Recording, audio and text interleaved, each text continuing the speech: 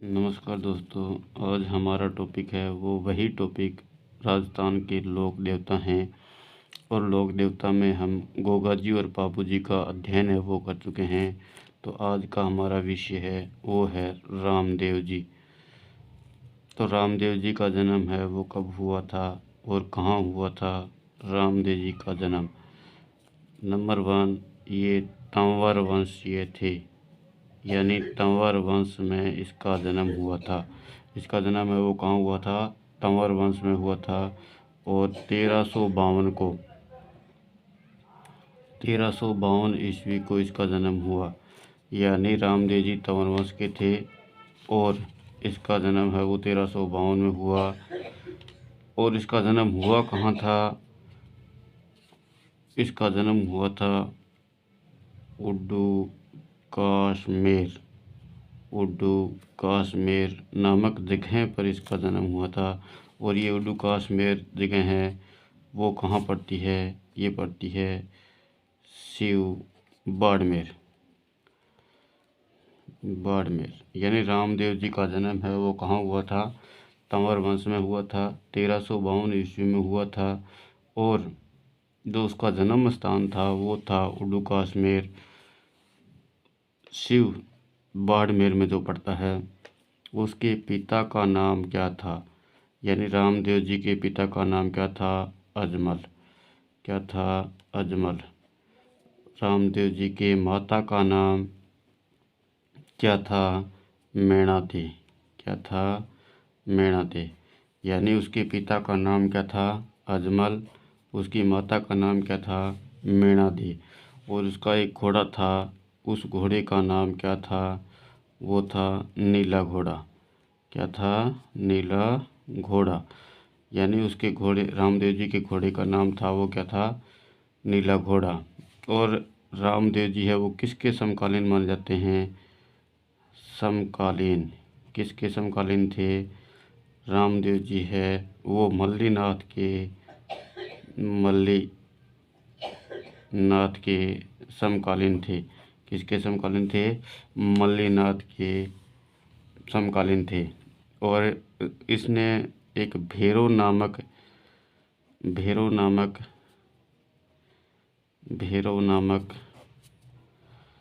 राक्षस प्रवृत्ति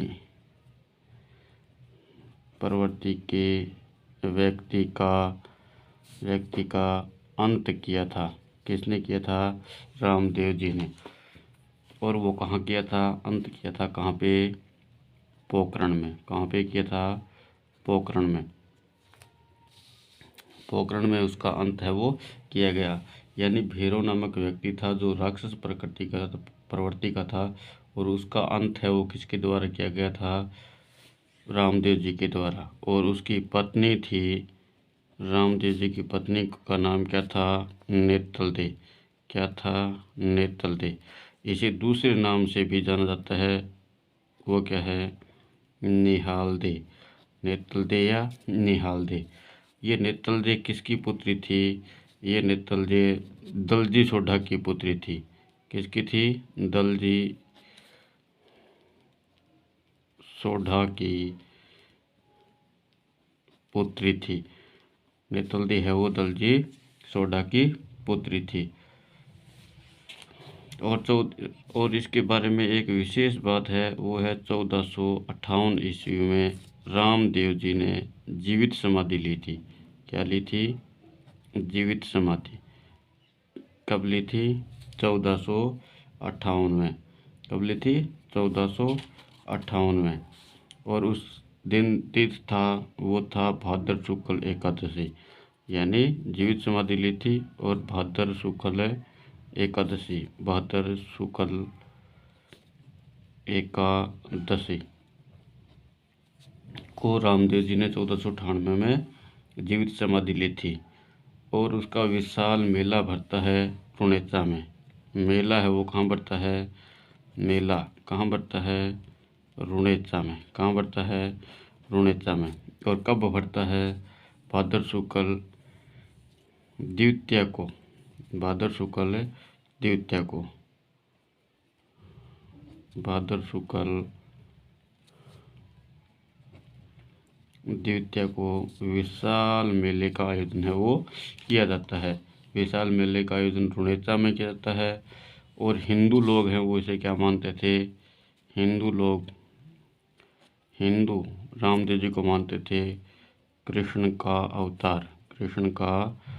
अवतार। क्या मानते हैं? कृष्ण का अवतार। वहीं मुसलमान है वो उसे क्या मानते हैं? रामसा पीर। क्या मानते हैं? रामसा पीर के नाम से उसकी पूजा है वो की जाती है। और इसकी प्रतीक चिन्ह है वो है पगली। इसका प्रतीक चिन्ह, रामदेव जी का प्रतीक चिन्ह क्या है? पगली।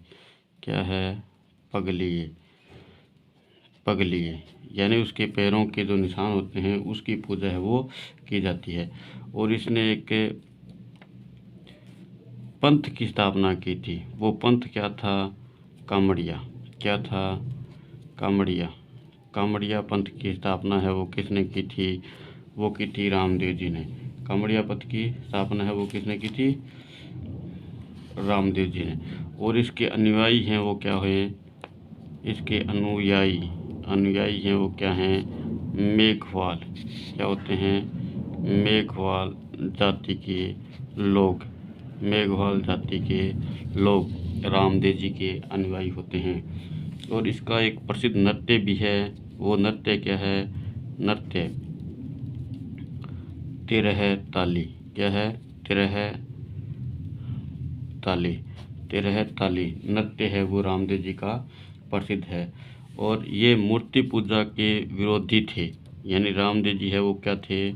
मूर्ति पूजा के विरोधी थे। क्या थे? विरोधी थे। रामदेव जी है वो मूर्ति पूजा के विरोधी थे। इसकी एक धर्म की बहन थी, उसका नाम क्या था? धर्म की बहन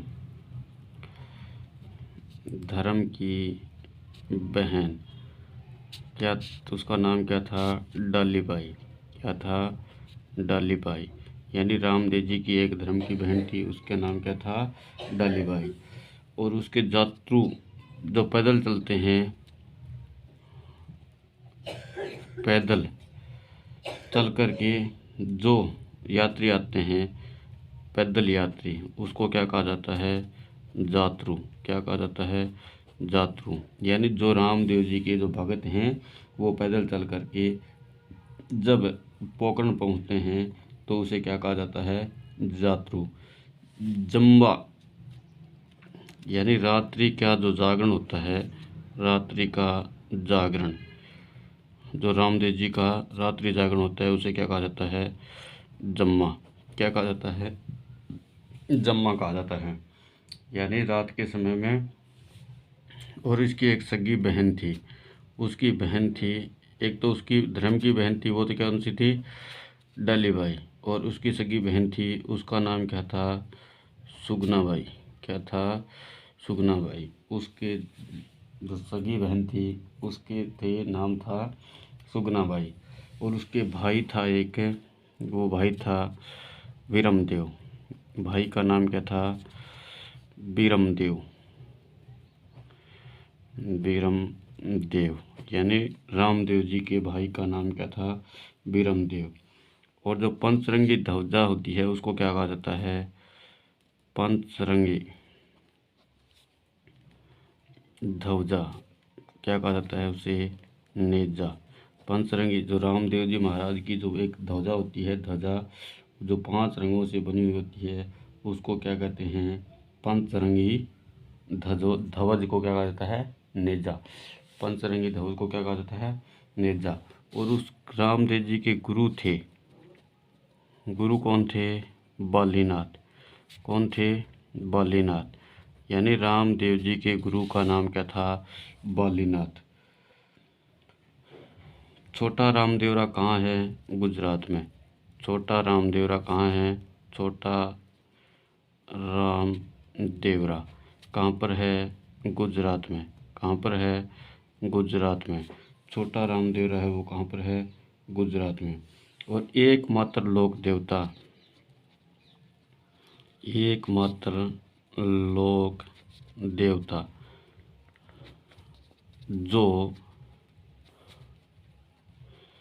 कवि थे। एकमात्र जो कौन सा था? रामदेव। कौन से थे? रामदेव। यानी रामदेव एक अकेले ऐसे हैं जो क्या थे? कवि भी थे। रामदेव जी के साथ साथ उसकी जो प्रमुख मंदिर हैं वो अलग अलग से दर्शाए गए हैं। प्रमुख मंदिर, इसके प्रमुख मंदिर भी हैं। वो प्रमुख मंदिर कौन कौन से हैं? रामदेवरा जैसलमेर। एक नंबर पर आता है रामदेवरा जैसलमेर।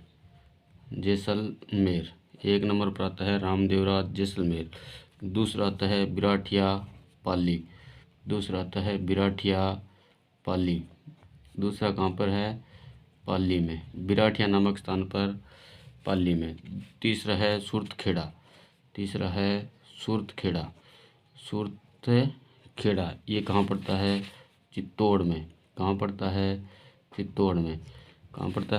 चित्तौड़ में। और एक है मसूरिया। क्या है?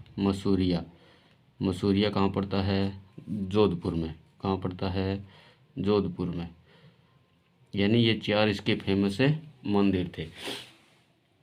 ये था रामदेव जी से संबंधित क्वेश्चन। यानी अगर हम इसका विस्तृत अध्ययन और ज़्यादा कर पाएँ, इसके लिए हम प्रयासरत रहेंगे। और ज़्यादा से ज़्यादा वीडियो को शेयर, लाइक व कमेंट करने का कष्ट करें। धन्यवाद।